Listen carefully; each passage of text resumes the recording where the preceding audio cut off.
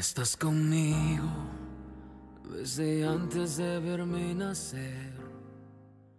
Tu palabra me... Bueno, iglesia, entonces yo les cuento, creo que ya la mayoría ha estado en las prédicas, pero pues siempre es bueno hacer un recorderis para que de pronto si las personas que están en YouTube no se han visto las prédicas, pues no se pierdan mucho. Venimos hablando del Espíritu Santo, el Señor nos puso a hablar del Espíritu Santo, pero de una manera como muy especial, haciéndole énfasis a lo que significa que el Espíritu Santo more en mí. O sea, eso tiene un valor que nosotros no hemos dimensionado.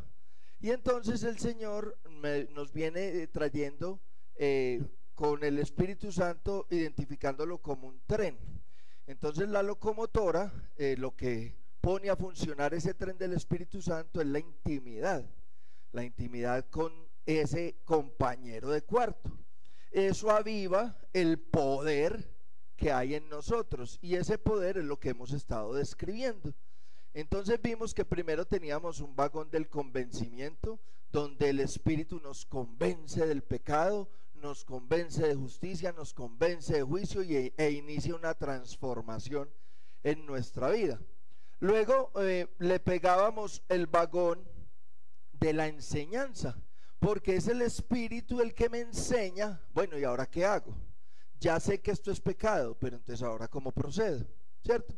Y después veíamos también el vagón del amor, y ese vagón lo tuvimos que desmenuzar bastante, porque es un amor sobrenatural, es un amor incondicional, es un amor que nosotros no tenemos, es dado por Dios para nosotros. Nosotros no desarrollamos ese amor lo desarrollamos con el Espíritu Santo de Dios, ¿cierto? Y entonces vimos que ese vagón era un vagón de lujo que tenía un salón, ¿cierto? Que tenía un salón donde no había temor.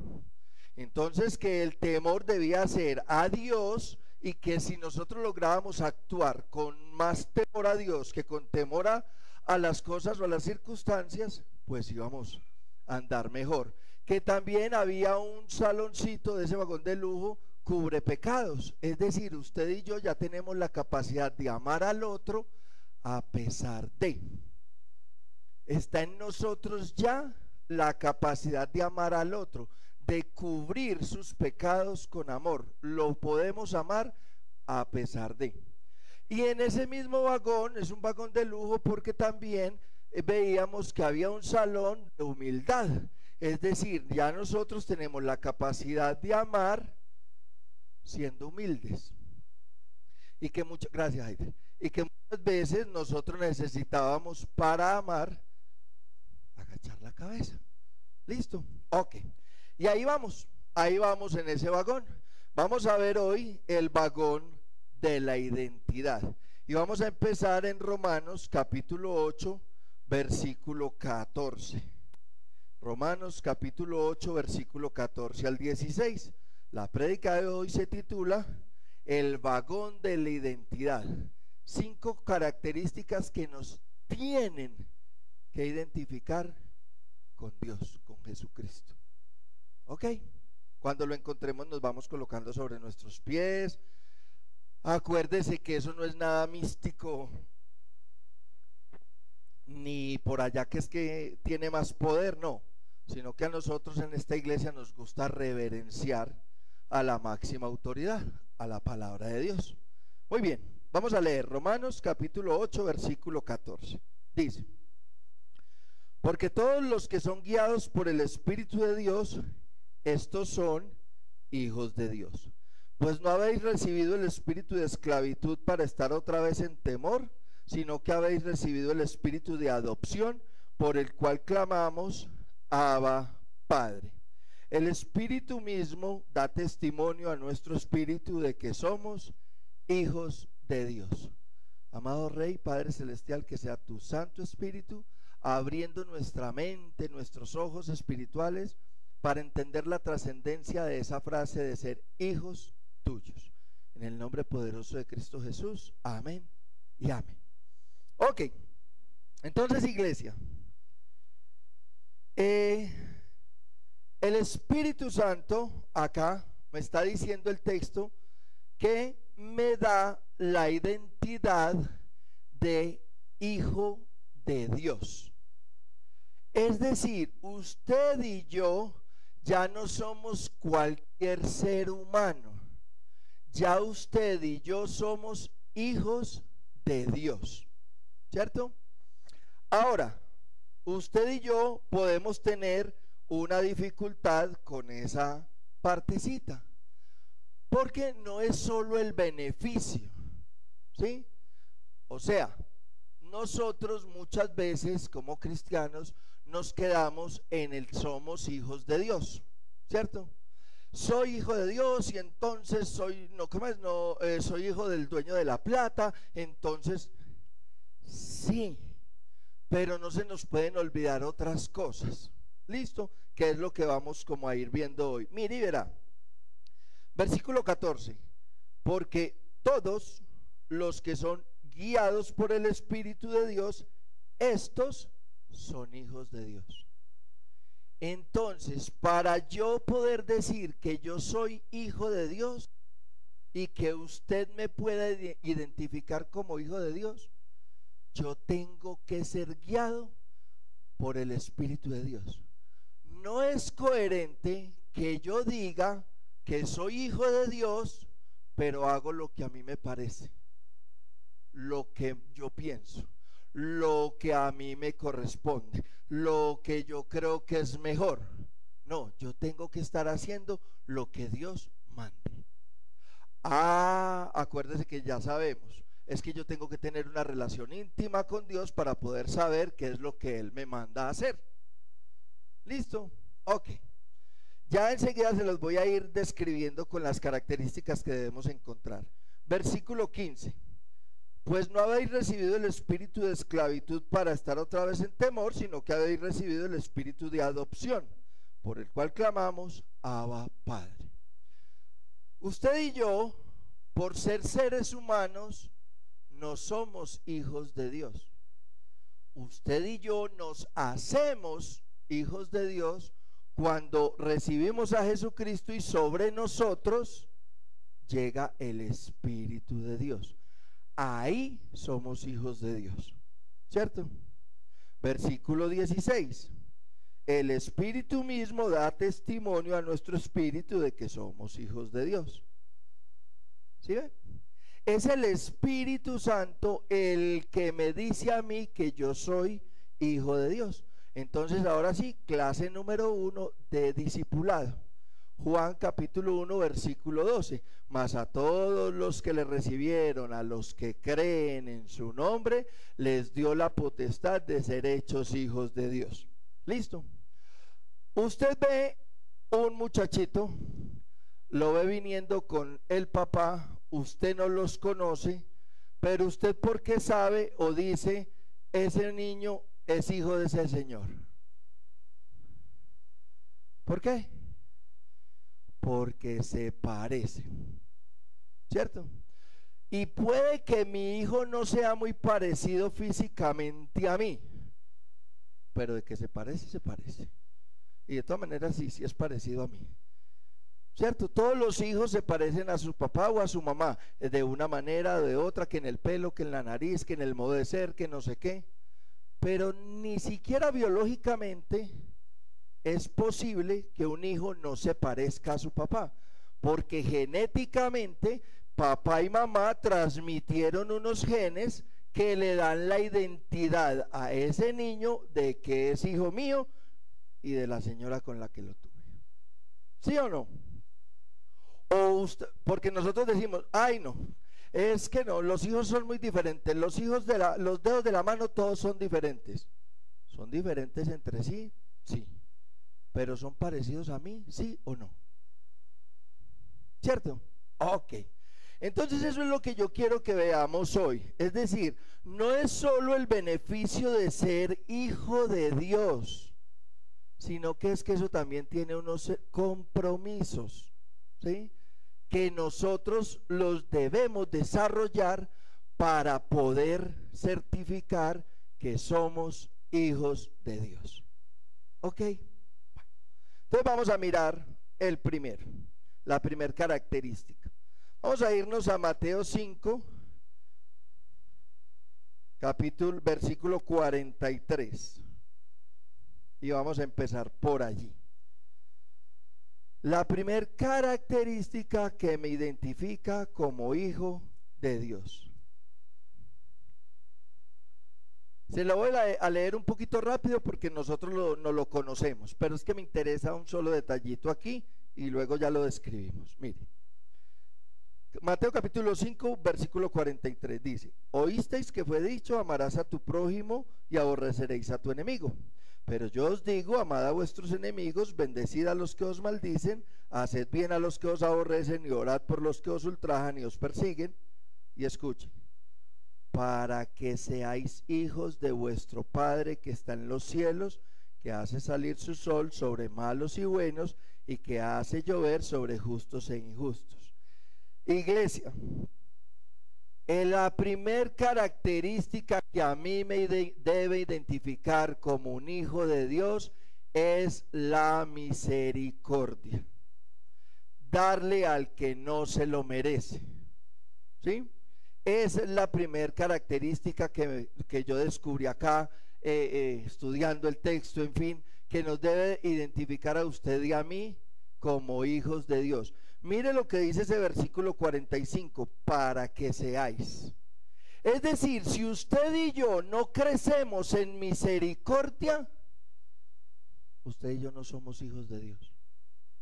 Y podemos hablar muy bonito y podemos declararlo y podemos no sé qué y podemos si sé cómo, pero usted y yo tenemos la obligación de crecer en misericordia para identificarnos con nuestro Padre.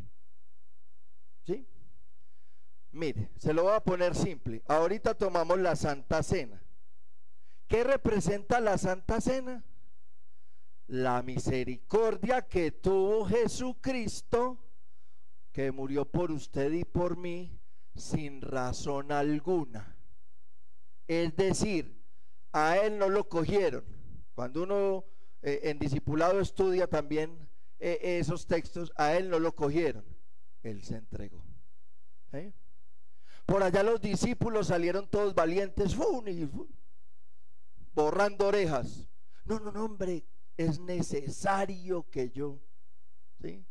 Cuando lo cogieron, si es Dios, entonces, no, es necesario que yo, ¿cierto? En estos días nos predicaron: turbada está mi alma. Es decir, él estaba físicamente grave, pero aún así tuvo misericordia por usted y por mí. ¿Ya? Entonces él lo hizo, y como usted y yo por el Espíritu Santo ya somos hijos de Dios, usted y yo nos debemos identificar con él y debemos crecer en misericordia. ¿Listo? Ahora, cuando yo me pongo a ver el texto, que uno se lo sabe de memoria y todo eso, pero cuando ya lo analizo, entonces ya empiezo y digo: aquí ya voy cojeando. ¿Sí? Aquí ya voy cojeando. Porque es que entonces revisemos el texto.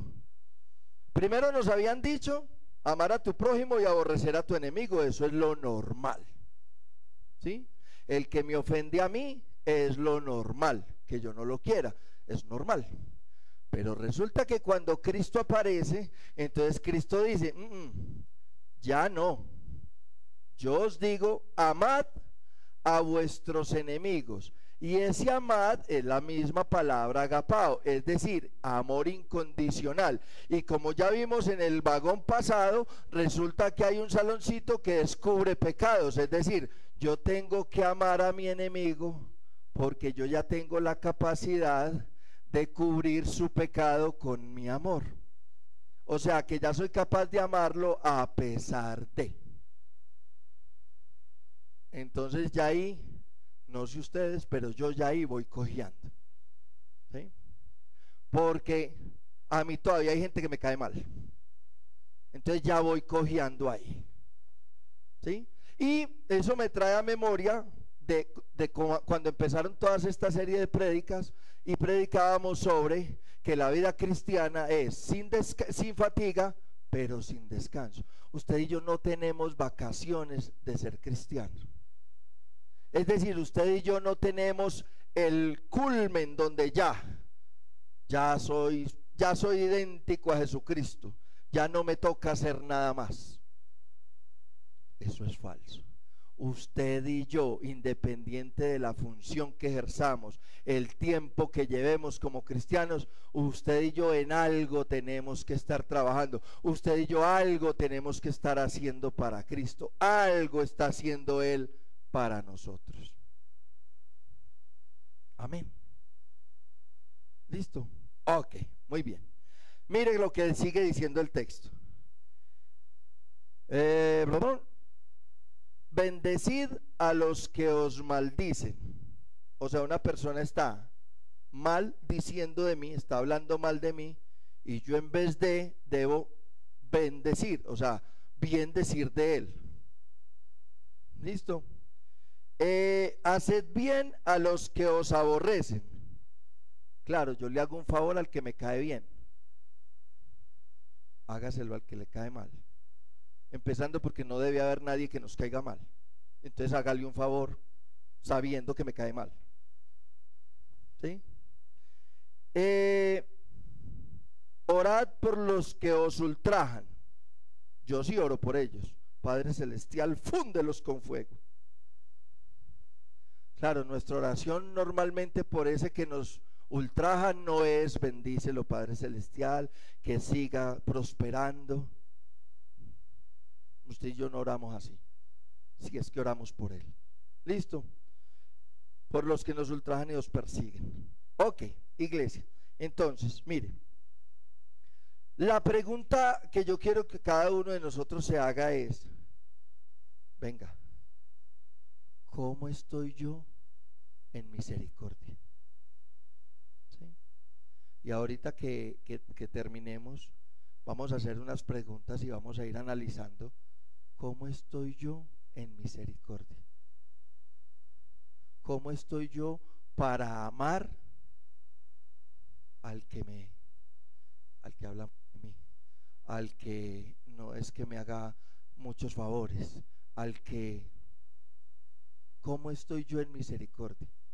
Porque es obligatorio para usted y para mí amar, crecer en misericordia, darle al que no se lo merece, porque Cristo ya lo hizo con usted y conmigo.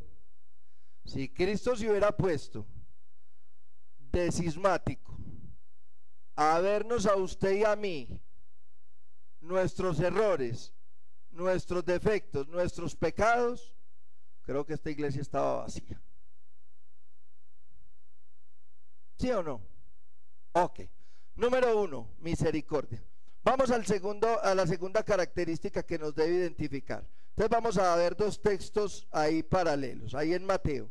Vamos a ver Mateo 26, 39 y luego nos vamos a devolver para otro acá pegadito. Mateo 26, 39. También se ha hablado mucho de él. 26, 39 dice: yendo un poco adelante, se postró sobre su rostro, orando y diciendo: Padre mío, si es posible, pasa de mí esta copa, pero no sea como yo quiero, sino como tú. Ahora vamos a Mateo 7, 21, también supremamente requete contraconocido, ¿sí? No todo el que me dice Señor, Señor entrará en el reino de los cielos, sino el que hace la voluntad de mi Padre que está en los cielos. Ok. La segunda característica que nos debe identificar con Cristo nuestro Señor es que usted y yo debemos crecer en obediencia a la palabra de Dios, a la voz de Dios. ¿Sí? Jesucristo está allí con su alma turbada. Padre, si es posible, pasa de mí esta copa, pero no se haga como yo, sino que se haga como tú. Listo. Y todos los seres humanos, Jesús les dice, no todo el que me diga Señor, Señor, sino el que obedece la voluntad de mi Padre. Y Jesucristo obedeció hasta el final. Desde pequeño hasta el final. Tenía 12 años, se les embolató en la fiesta. ¿Dónde está este muchacho? Vea que lo vieron por allí, vamos por allá. ¿Usted qué hace aquí? En las cosas de mi Padre tengo que estar. Ah, bueno. Entonces camine. Es decir, Jesucristo siempre obedeció al Padre. Entonces usted y yo, que ahora somos hijos de Dios, también tenemos que obedecer siempre al Padre. A usted y a mí no nos sirve ser cristianos para mañana, nuestra vida cristiana hasta hoy. Para mañana hay que hacer la vida cristiana de mañana.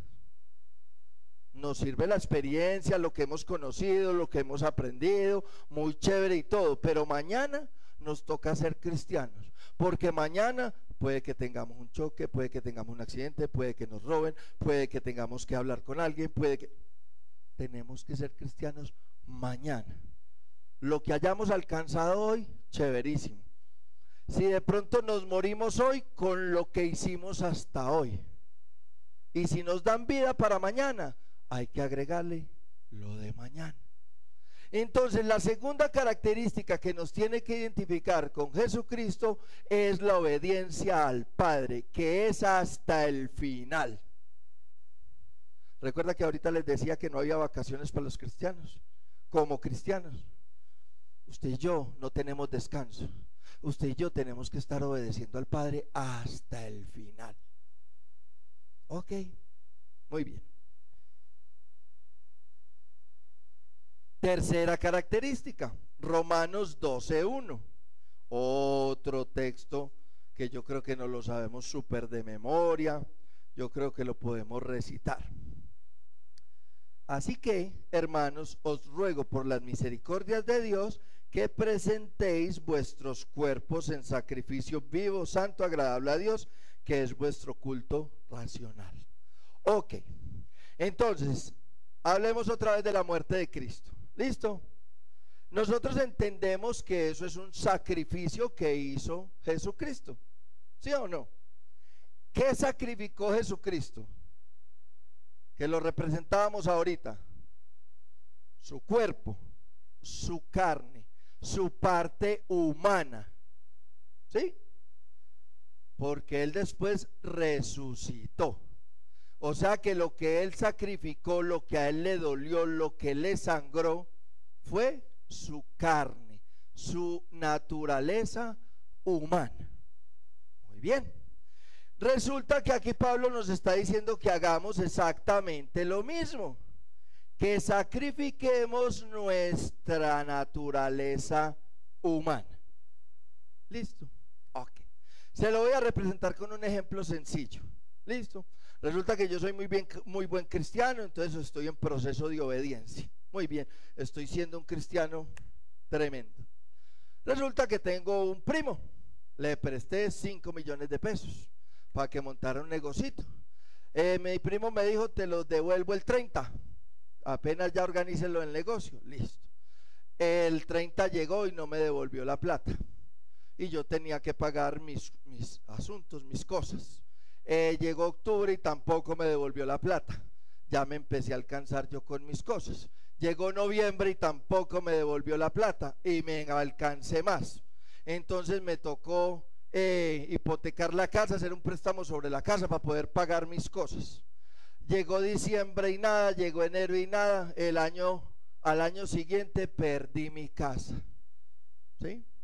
Ustedes le parecerá increíble, pero créame, una casa se puede perder por 8 millones. Mi mamá y mi hermana perdieron la casa por estar prestando plata para hacer unos arreglos. No se hicieron los arreglos, no se pudo pagar la plata, perdieron la casa por 8 míseros millones. ¿Listo? Ok, entonces yo perdí la casa. ¿Cómo estoy yo con mi primo?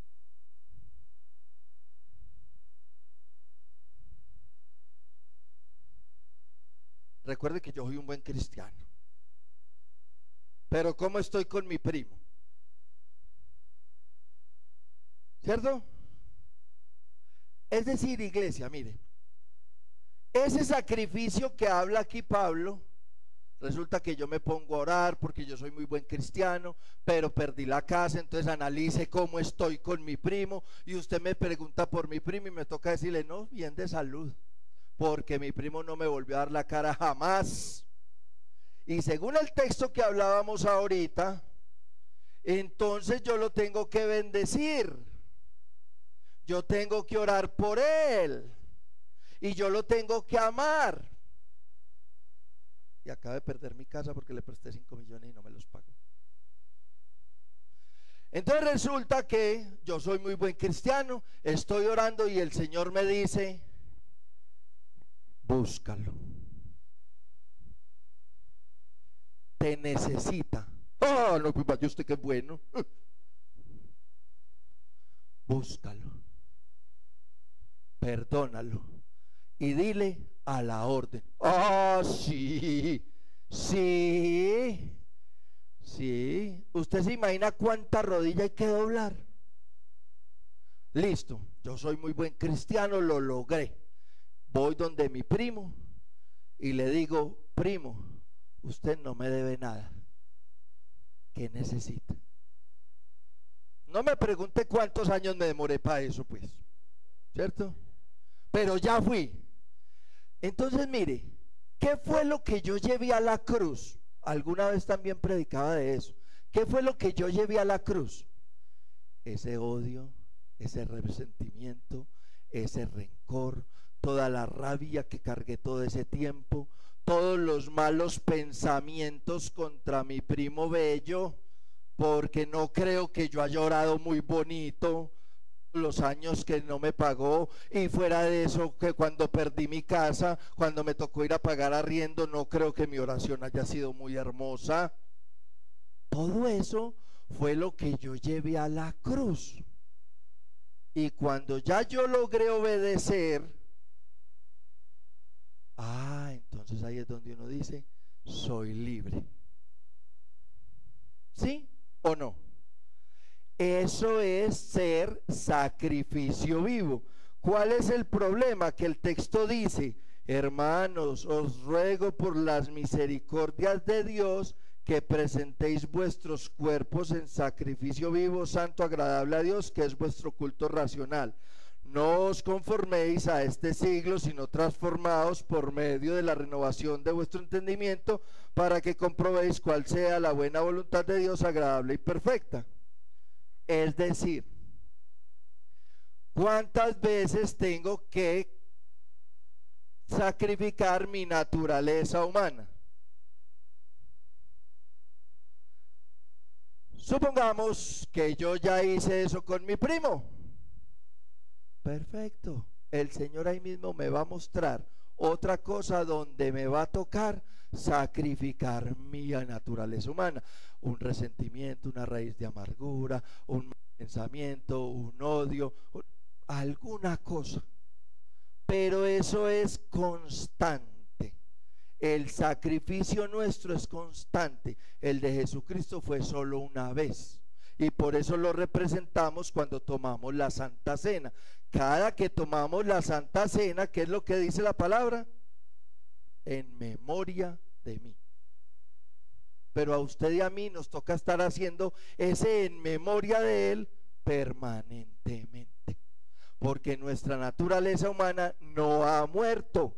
La de Jesucristo sí, la de nosotros no. Entonces nosotros tenemos que matar nuestra naturaleza humana cada vez más, cada vez más.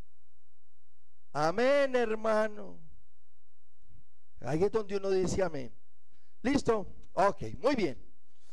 Vamos para la cuarta característica que nos identifica como cristianos, o que nos tiene que identificar como cristianos.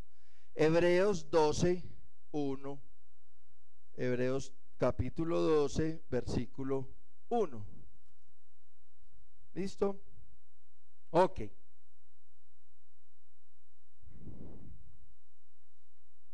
tiene mucha relación con lo que ya le he venido hablando. Mire, por tanto nosotros también, teniendo en derredor nuestro tan grande nube de testigos, despojémonos de todo peso y del pecado que nos asedia, y corramos con paciencia la carrera que vemos por delante.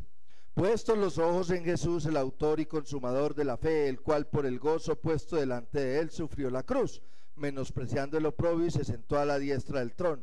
Considerad aquel que sufrió tal contradicción de pecadores contra sí mismo, y aquí viene el pedacito que me interesa, para que vuestro ánimo no se canse hasta desmayar. ¿Sí ve lo que le estoy diciendo, iglesia? Perseverancia. Usted y yo, como hijos de Dios, nos debe identificar con Jesucristo esa perseverancia. Yo creo que si usted y yo hubiéramos sido Jesucristo, no nos aguantamos todo lo que él sufrió del pretorio a la cruz, que la corona de espinas, que los latigazos. Yo creo que usted y yo 40 azotes no nos aguantamos. Yo creo que con ese poder hubiéramos ahí mismo, esto se acabó, no aguanto. Sí, pero es que mire lo que dice, para que vuestro ánimo no se canse hasta desmayar, no tiene coma. Es decir, que nos está diciendo que nuestro ánimo se puede cansar, pero que no se canse hasta desmayar. Yo no sé si usted se ha desmayado, pero yo una vez me desmayé. Fui a donar sangre y como era acuerpadito y deportista y bien alimentadito, me fui a donar sangre y yo soy muy guapo, me levanté. La niña me dijo, no, espera un rato que... No, yo ya estoy bien por allá. Y uno siente como que no se ve nada. Apareció otra vez en la camilla de la muchacha, y la muchacha apenas abrió los ojos me dijo, hola. Y yo mostrándole mi brazote, tan fuerte yo. Es decir, nuestro ánimo cristiano se cansa. Sí, se cansa por las circunstancias, por lo que sea. Entonces nos toca venir, doblar rodilla, aprender, crecer, sufrir, etcétera. Pero no puede desmayar. Y yo creo que usted y yo conocemos mucho cristiano que en este momento, si transmitimos este texto, le da a más de uno, porque su ánimo se cansó hasta desmayar, y en estos momentos está así. Que no, que yo por allá no voy, que no sé qué, que es que mire, que Dios, que... Ojalá que ninguno de nosotros, a pesar de estar aquí, esté con el ánimo hasta desmayar, es decir, sin fuerza, sin ánimo, sin energía, sin nada, sin motivación, ahí, desmayado nuestro ánimo. ¿Sabe por qué no se nos puede desmayar nuestro ánimo? Porque eso es dudar de Dios. Eso es dudar del poder de Dios en nosotros. Eso es dudar del Dios de lo imposible. ¿No ve que ya somos hijos de Dios? Ya nos identificó como hijos suyos. Ya nos separó del resto de la humanidad. No somos cualquier ser humano. Somos seres humanos identificados como hijos de Dios. Es decir, usted me ve a mí con una camiseta del Nacional, entonces ¿qué es lo primero que usted piensa? ¿Que a qué equipo le hago fuerza yo? ¿Cierto? Yo le hago fuerza a Nacional porque usted me vio identificado con la camiseta de Nacional. Entonces ya usted y yo tenemos esa identidad de hijos de Dios. Entonces usted y yo no podemos desmayar. No podemos cansarnos hasta desmayar. Usted y yo tenemos que seguir ahí, en la brecha. Ok, listo, van 4. Vamos para la quinta. Vamos ahí en Mateo otra vez al capítulo 4, versículo 1. Puro texto conocido. Eso aquí no hemos tocado ningún texto desconocido. Ok.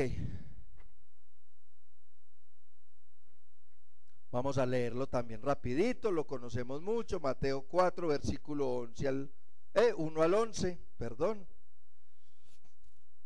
¿Cierto? Entonces dice, entonces Jesús fue llevado por el Espíritu al desierto para ser tentado por el diablo.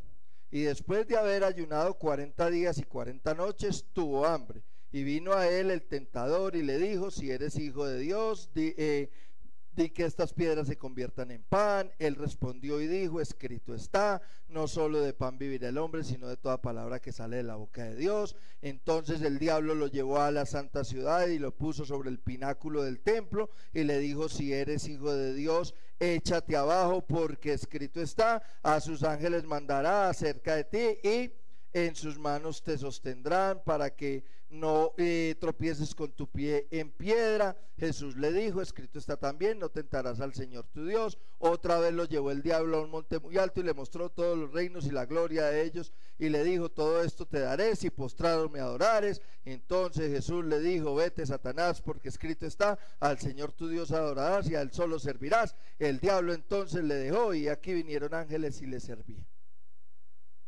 ¿Cómo fue que lo tentó el enemigo? Primero que todo, yo no sé si usted ha ayunado, ¿sí? Pero yo soy de los que cuando ayuno, yo ayuno cuando estoy en ayuno. Es decir, yo no hago un ayuno para irme a trabajar. What happened? ¿Qué pasó? Se estalló la bomba. Se estalló la bomba.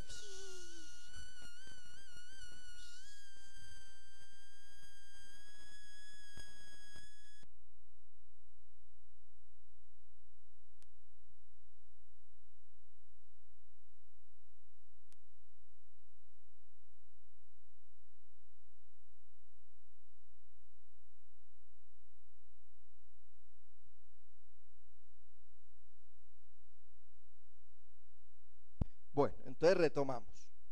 Entonces, les decía, yo no soy de los que hago ayuno para irme a trabajar, ¿cierto? A mí eso, pues no, yo no soy capaz de irme a trabajar, aguantar hambre. Para mí eso no es ayunar. Para mí ayunar es cuando yo sacrifico mi carne y me pongo en oración, adoración, alabanza, a leer la palabra, etcétera, etcétera, a hablar con la gente. Aquí nosotros vamos a estudiar este texto, en fin, porque estoy en ayuno, ¿cierto? Cuando uno está en ese ayuno, 2, 3, 4, 5, 6, 8 horas, un día, 2 días, 3 días, 7 días, ¿sí? Más de ahí no he ayunado tampoco, 7 días. ¿Qué pasa cuando usted termina el ayuno? Ahí sí le da hambre. Mientras uno está en ese ayuno, uno no siente hambre. Cuando uno está en el ayuno así, bien metido, usted no siente hambre. Pero si acaba el ayuno, bueno, Dios les bendiga. Y eso mejor dicho. Y si de pronto a alguien le dio por aparecer con empanadas de allí de las de Nando, eso mejor dicho, eso se alborotó esa hambre. ¿Listo? Ok, entonces piense, Jesucristo viene 40 días y 40 noches y tuvo hambre. Es decir, el enemigo no nos va a tentar cuando estamos fuertes, ni nos va a tentar en un área donde usted y yo somos fuertes. Es decir, el enemigo a mí no me va a tentar con la impuntualidad. Pierde el año, yo por naturaleza soy puntual. Entonces a mí no me va a tentar por ahí. El enemigo no nos va a tentar por donde usted y yo somos fuertes. El enemigo nos va a tentar por la debilidad. Por ahí es por donde nos tienta el enemigo. Ok. Ahora, ¿qué le decía el enemigo? Si eres hijo de Dios. Ahí usted lo lee. Si eres hijo de Dios. ¿Cierto? ¿Y cómo le respondía Jesús? Escrito está, escrito está, escrito está. Es decir, la quinta característica que nos tiene que identificar a nosotros con Jesucristo es la firmeza. Usted y yo tenemos que ser firmes, y ahorita lo cantábamos. Cristo mi refugio, el ancla de mi fe. Y en esa canción decíamos ¿Que dónde se fortalece Él? En mi debilidad. Entonces usted y yo estamos preparados porque en nosotros mora el Espíritu de Dios. Estamos preparados para estar firmes y poder soportar la tentación del enemigo, porque en nuestra debilidad es donde aparece Jesucristo y dice: hágale que yo soy el ancla de su fe, yo soy su refugio, yo lo defiendo. ¿Usted qué tiene que estar haciendo? Obedeciendo. Yo me encargo de lo demás. ¿Dónde está el problema de nosotros? Que si usted y yo no estamos obedeciendo, pues precisamente por dónde nos va a tentar el enemigo, por la debilidad que no tenemos respaldada con Dios. ¿Por qué no la tenemos respaldada con Dios? Porque estoy en desobediencia. ¿Sí? Entonces, a mí me gusta la plata, a mí me gusta estar bien. ¿Listo? Ok. Y creo que alguna vez se los he contado. Voy a hacer un emprendimiento, me voy a conseguir X plata prestada. Le digo a fulano y le digo a perano: por aquí, por este lado me salió de una. Listo. Cuando me salió por acá, yo ya tenía la de acá. Pero como yo quería poner mi negocio bien bueno, bien chévere, cogí esta también. Esta la pagué facilito porque fue la que me autorizó Dios. Pero esta, como estaba en desobediencia y por la debilidad, para poder montar mi negocio bien montado, casi no la pago. Por andar en desobediencia, por no ser firme. Yo simplemente tenía que decir: no, gracias, ya la conseguí. Ya conseguí la que el Señor me había autorizado para comprar unas cositas para vender mis hamburguesas. Ya por aquí el Señor me las había dado. Y preciso, después de como 12 años que tengo, lo que el Señor me permitió conseguir por aquí, lo que conseguí por aquí, de eso no hay nada, porque no tuve firmeza. Usted y yo tenemos como Jesucristo que tener firmeza. ¿Por qué? Porque es que Satanás le dijo eso: si eres hijo de Dios. Y si quieren nos remontamos a Génesis 3. ¿Cómo la tentó Satanás? Con que Dios te dijo. Y la otra para oreja: ay no, imagínate que no. Ay sí, imagínate que dijo que no. Sí, me hago entender. Iglesia, el enemigo no nos va a tentar por nuestra fortaleza, el enemigo nos va a tentar por nuestra debilidad. ¿Y cómo le hacemos nosotros frente? Si tenemos cubierta esa debilidad con el Espíritu Santo, con Dios, con Jesucristo, porque es mi debilidad y ahí Él es donde me defiende. Yo lo único que tengo que estar aquí es obedeciendo. Por eso uno canta: las batallas, mi batalla la ganas tú. Es que yo no soy capaz. Yo no soy capaz. No es que es mi debilidad. No es que yo soy débil ahí. ¿Quién es mi fortaleza? El Señor. Ok. Entonces mire, lo que pasa, ¿por qué yo no soy firme? Y lo veíamos ahorita que le mostraba Génesis 3. ¿Por qué yo no soy firme? Vamos a verlo. Génesis capítulo 3, versículo del 1 al 6. Mire por qué usted y yo no somos firmes. Mire: pero la serpiente era astuta más que todos los animales del campo que Jehová Dios había hecho, la cual le dijo a la mujer: ¿con que Dios os ha dicho no comáis de todo árbol del huerto? Y la mujer respondió a la serpiente: del fruto de los árboles del huerto podemos comer, pero del fruto del árbol que está en medio del huerto de Dios no comeréis de él, ni le tocaréis, para que no muráis. Entonces la serpiente dijo a la mujer: no moriréis, sino que sabe Dios que el día que comáis de él serán abiertos vuestros ojos y seréis como Dios, sabiendo el bien y el mal. Y vio la mujer que el árbol era bueno para comer y que era agradable a los ojos y árbol codiciable para alcanzar la sabiduría, y tomó de su fruto y comió, y dio también a su marido, el cual comió así como ella. Iglesia, ¿sabe usted y yo por qué no somos firmes? Porque dudamos de la orden de Dios. Mire, usted y yo no podemos dudar de la orden de Dios. En el ejemplo que le puse ahorita del primo, yo creo que todos hemos pasado por alguna situación similar, ¿sí? donde Dios nos dice una cosa y nos demoramos un tiempo en obedecerla. ¿Por qué nos demoramos un tiempo en obedecerla? Porque no creemos que eso sea así. No creemos que yo deba ir a Él, donde Él, a decirle que todo bien, que no me debe nada, que a la orden, que en qué le puedo servir. No creo que eso sea así. No creo que eso sea bueno. No creo que eso sea benéfico para mí. Yo dudo de la orden de Dios. Y usted y yo no podemos dudar de la orden de Dios. Por eso es que usted y yo no somos firmes. Y por eso hay un texto bíblico que lo respalda. El que crea que está firme, vigile que no caiga. Porque usted y yo estamos firmes y estamos en obediencia.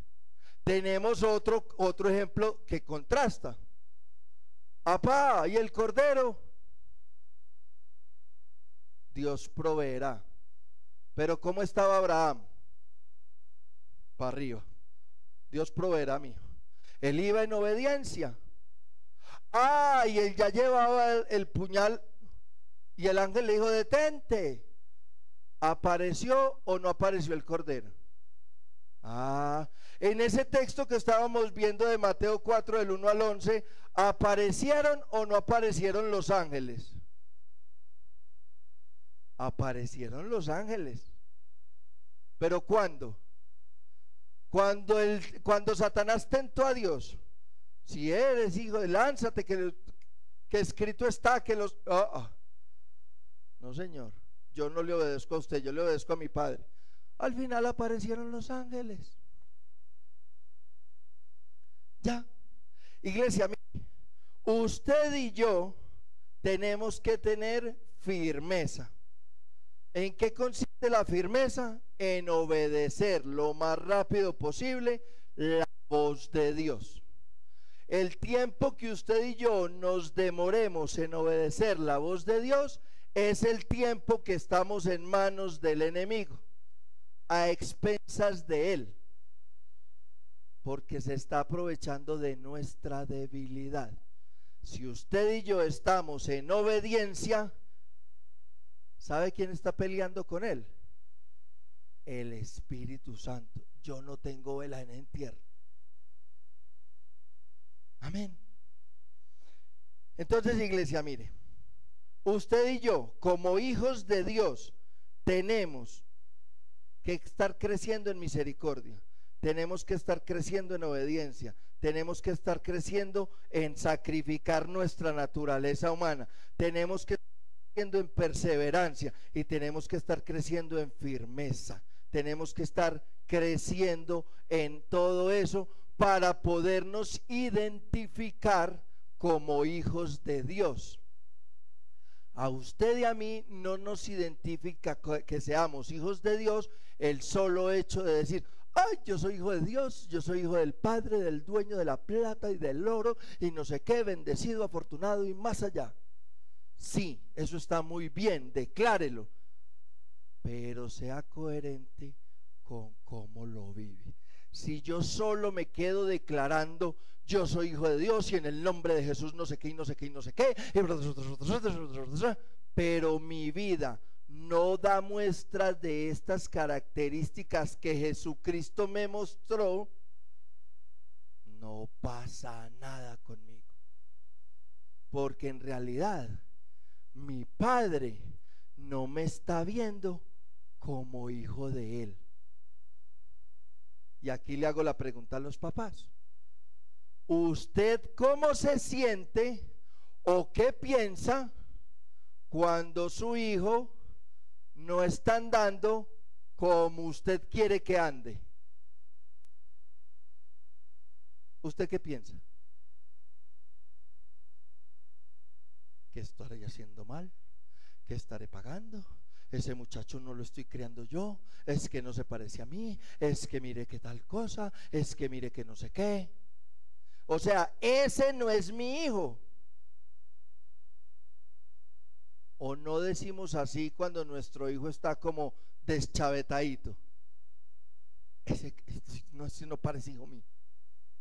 Ok, iglesia, mire, yo le voy a poner este ejercicio. para que terminemos. Mire, resulta que vamos a hacer el ejercicio, entonces vamos a escanear nuestra misericordia. Y si en ese escaneo de misericordia yo encuentro frases como: ay no, fulanito me cae mal, no, yo a ese no lo perdono, ay no, es que me hirió tanto, me hizo tanto daño, uy no, es que no lo puedo ni ver. Si yo detecto eso, estoy fallando en misericordia. Si yo ya hago un escaneo de obediencia y yo detecto cosas como: pero a mí no me parece, ay no, es que no, yo no creo que, ay no, es que a mí me parece eso imposible, imposible, no, es que yo no soy capaz, no, y entonces, y de pronto, ¿y qué van a decir de mí? No, y es que, y entonces si me quedo sin plata. Mire, ahí estamos graves de obediencia.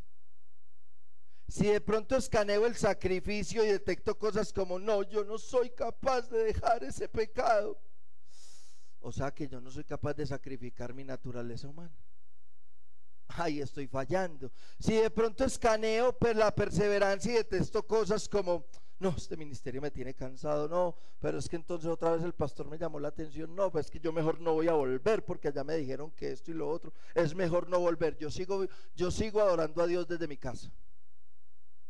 Ahí no hay perseverancia, ahí no hay perseverancia. Y si de pronto escaneo firmeza y detecto cosas como: ¿será? Yo creo que no pasa nada, yo creo que es mejor, no, es que si será que, o sea, si será que es que, y si me quedo sin plata, y entonces si será que es que de esa orden, es que no, es que a mí no me, mire, ahí estoy grave de firmeza, porque el enemigo me va a coger, pues mejor dicho, ya me tiene cogido. Entonces, iglesia, mire, usted y yo tenemos que ser conscientes de algo. Mire, usted y yo podemos declarar con la total certeza, con toda la fe: yo soy hijo de Dios. Tengo el papá más maravilloso, el papá que siempre soñé, el que me da aliento, el que me abraza, el que me mima, el que me corrige, el que me disciplina, el que me guía y el que siempre va a querer que yo esté bien. Pero es un papá con el cual yo me tengo que identificar. Él tiene que saber que yo soy su hijo, no porque él me escogió, sino porque yo le estoy demostrando que sí me identifico con él. Por ahí hay un texto también: yo le hablo a mis ovejas, ellas me escuchan, yo las identifico, yo las conozco y me siguen. El Señor también escanea: estos son hijos míos. Ahora, ¿cuáles de estos se parecen a mi hijo? Se parecen a Jesús. Este y este. Estos están dando brega. Entonces vamos a mandarles esta situación, vamos a ponerlos en esta situación. ¿Para qué? ¿Para hacernos mal? No. A los que aman a Dios, a los que aman a Dios, es decir, a los que obedecen a Dios, a los que se parecen a Dios, a los que están en ese proceso, a esos todo lo que les pase es para bien. Amén. Entonces, iglesia, yo le quiero invitar a que tengamos un tiempo como de reflexión personal, valorando lo que es ser hijos de Dios, porque tenemos el Padre que siempre soñamos. Pero evaluémonos si yo en realidad sí me identifico con mi Padre Celestial, si me identifico con Jesucristo, si le estáis dando el valor al Espíritu Santo viviendo en mí. ¿Cómo estoy en misericordia? ¿Cómo estoy en obediencia? ¿Cómo estoy en sacrificio de mi naturaleza humana? ¿Cómo estoy en perseverancia? ¿Cómo estoy en firmeza? ¿Cómo estoy afrontando las tentaciones del enemigo? cómo estoy afrontando las dificultades, cómo estoy afrontando los malos momentos.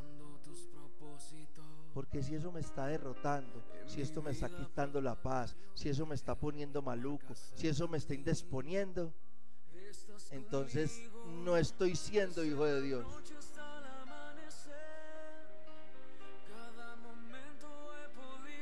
Hable con Dios.